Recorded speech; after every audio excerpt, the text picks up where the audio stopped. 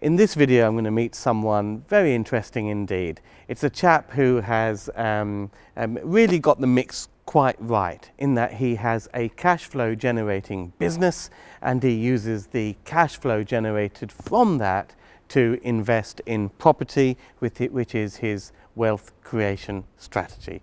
To find out more, stay tuned.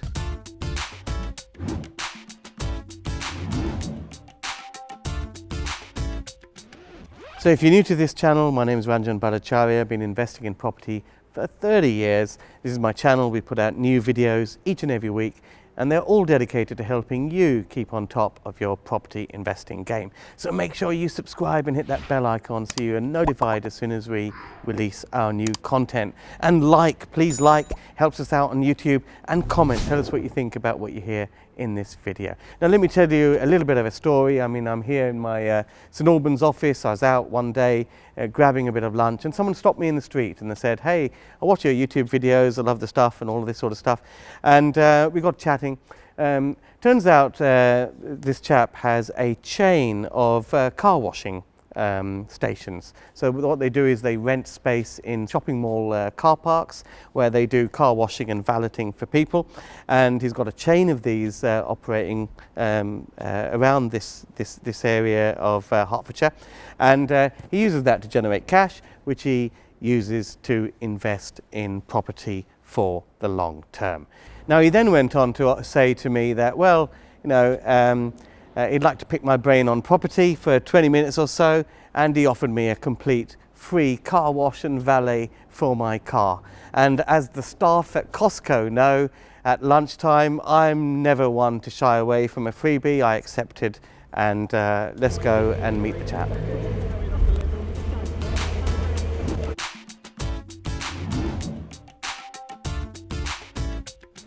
I'm with Paul Turner today, owner of Wash Shop and Go, a network of really car washing places located in shopping malls. Absolutely, absolutely. And also avid property investor. Absolutely. Now we met on the streets. I was out getting my lunch here in St Albans, and you stopped me and you said you'd seen the YouTube stuff that we put out. I did indeed. I follow you quite often. So we got chatting in the streets, and Paul offered me a complimentary full valet of my car, which I I was quick to accept in exchange for a little chat, really, a little sort of discussion on property investment strategies. So we're going to go for a bit of a coffee and chat property. We're going to talk about how running a cash flow generating business and investing those funds into property can be an absolute winning strategy. So Paul, thanks for the coffee, and thanks for the car wash. We'll go and have a look at that later on. So you have a chain of these car washing things, and you have them in shopping malls. How did you get the idea? A little while ago, 15 years ago exactly, we was approached by a shopping centre saying would I put a car wash operation into their shopping centre. So I took the bull by the horns and decided to get involved in shopping centres, in car washing.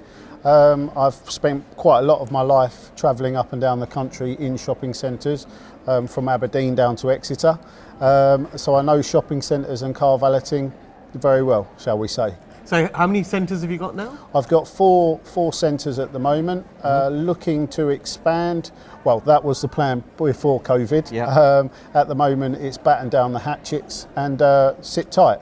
But maybe in the future to expand and to get some more sites around the country. I guess the footfall is a bit of an issue at the moment, isn't it, in these retail shopping centres? It's not up to pre-COVID levels yet. No, absolutely not. We are down quite a lot. I think the shopping centres are only allowed a certain number of people in as well at any one time. Obviously with the social distancing in place at the moment, it's giving people, it's making the shopping centres feel a lot smaller, and they're only allowed a certain number of people into the shopping centre. Yes, but what I didn't realise, we were chatting earlier, I didn't actually realise that you pay business rates on those car parking bays that you have for your car washing centres, and therefore benefit from the government grant based on business rates during the Absolutely. COVID shutdown. But back in 2013, there was only the government brought in. There was only business rates. For example, on one car park, there's a 1,000 space car park. They could only charge business rates once. However, they brought a new law in 2013, which basically said, you're a business within a business, even though unfair as that is, but you're a business within a business, and you will have to be paying business rates. So since then, it's been a challenge. So I guess a few years ago you got into property and you started to invest some of your cash flow, if you like, from your trading business into property, which is actually a fantastic way to go. People that really motor on in property have a great cash flow generating strategy, and then they use property as their wealth generation strategy. And that probably has helped a huge amount in terms of getting you through this COVID crisis. But tell us a little bit about that. You got started a few years ago. You live down in the south of England, but where have you gone to invest in property? I've started investing in Manchester. I just felt I had a number of people who are up there already, and they're based up there. And my accountant advised me to go up there and tap into these great people up there. And I feel Manchester is a great area to obviously to buy to lets. Manchester is one of these areas that's booming right now. Typically, what sort of properties are you buying? Houses, HMOs, flats? Typically houses, the 2 up, 2 down bedrooms. Typically those. That makes a lot of sense from when you're distant, because you don't really want to get into these multi-occupation strategies because they are much harder to manage remotely. Absolutely. So single let properties basically.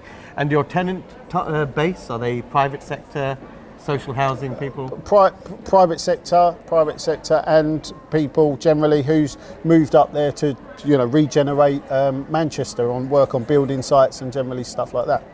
So are you buying A1 properties or fixing them up? Fixer-uppers, as you like to say. So it's the classic slightly below market value and add value to it, and then refinancing? Yeah, and then remortgage again after 6 months, all being well, get the place valued, and then obviously pull some money out and hopefully go again. So. Okay, and how many have you got so far? I've got 4 at the moment. Okay. 4 at the moment. And planning to do more? Absolutely, soon 40 hopefully, all being well. That's the target, isn't it? Absolutely. So on the property side, what do you think are the biggest challenges for you going forward with your expansion strategy?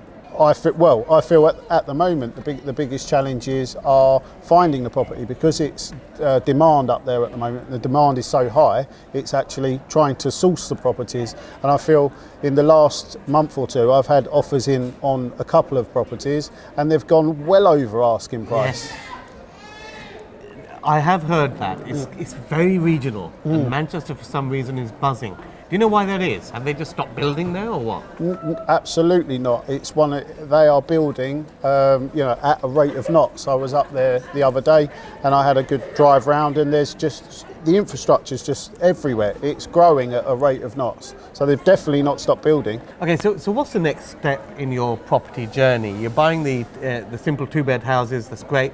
There's a lot of demand for these in Manchester, and some of these are going at over asking price and the like. Do you see yourself just cookie cutting that strategy and going on to getting 40, 50, or do you see yourself doing different types of property deals going forward? I almost definitely, but as I mentioned previously, it's very, very difficult at the moment. There's such a high demand for the 2-bedroom properties up there. So I've been looking at other ideas and strategies, like looking at multi-purpose developments and plots, maybe like the office blocks, and converting those into flats, and almost certainly steering down that route at some stage. So you live down south and all of that, and you manage your property empire miles away from where you actually live. What are your top 3 tips for people who are looking to grow their property portfolio far away? Tip number 1 is almost certainly you must do your research. You must know the areas. You must know your roads. So please make sure you do your research on those areas. Tip number 1. Tip number 2. Always understand that you are a landlord and what's required of you. There is almost certainly, it's not just buy a property and give it to the managing agent, leave it to them. You also have expectations that you must live up to and you must understand, and tenant safety. Tip number 3, the most important one of all, is having the people on the ground, making sure the people on the ground are looking after your properties, are looking after you. Without that local team to be your eyes and ears and do the legwork, you don't stand a chance, quite frankly. Absolutely not. It wouldn't work. It wouldn't work at all. I can promise you that. So managing properties far away is a pretty similar skill set to managing a chain of car washes, in terms of it's all about dealing with people. If you can't do that, you ain't going to be anything really, is it? Absolutely, 100% correct. So anyway, thanks very much for the coffee. I think it's about time to check out what you guys have done on me old motor.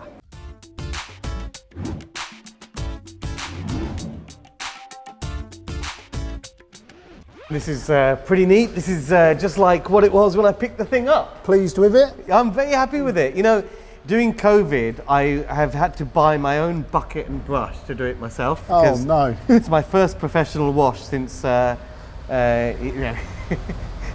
since we've been back out of lockdown. Absolutely spectacular. Thanks very much. No problems at all. I'm glad you're pleased with it. So if other people want to get a lovely car wash like this, where are your centres located? We're obviously here in the Maltings in St Albans. We're in Harlow, the Harvey Centre. We're in St George's Shopping Centre in Harrow, and we're also in Princess Quay in Hull.